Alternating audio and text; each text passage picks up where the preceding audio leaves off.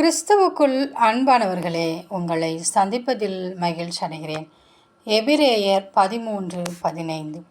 ஆகையால் அவருடைய நாமத்தை துதிக்கும் முதல்களின் கனியாகிய ஸ்தோத்திர பலியை அவர் மூலமாய் எப்பொழுதும் தேவனுக்கு செலுத்த கடவும். பிரிய மாணவர்களே, நம் தேவனாகிய கர்த்தர் நம் முதல்களின் கனியாகிய ஸ்தோத்திர பலியை அவர் எதிர்பார்க்கிறார். நாம் அவருக்கு எவ்வளவு ஸ்தோத்திரம் செலுத்தி நன்றியது உள்ளவர்களாய் இருக்கிறோமோ அவ்வளவு தேவன் நம்மில் பிரியமாயிருக்கிறார். ஸ்தோத்திர பலியிடுகிறவன் என்னை மகிமைப்படுத்துகிறான் என்று சொல்கிறார்.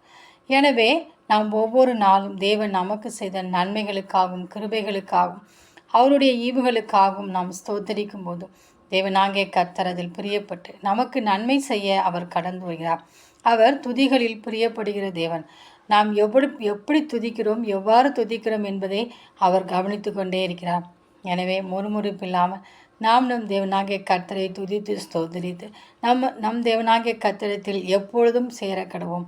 அப்பொழுது தேவனாகிய கர்த்தர் நமக்காக எதிரிட்டு நின்று எல்லா சத்துருடைய வல்லமைகளையும் அழித்து போட்டு எரிகோவின் கோட்டைகளை நிர்மூலமாக்கி போட்டு நமக்கு ஜெயத்தையும் ஆசீர்வாதத்தையும் தருவார். அந்த தேவனின் அன்பு கரங்களை நாம் பற்றி கொண்டு அவரோடு கூட வாழ்வோம். ஆமேன்.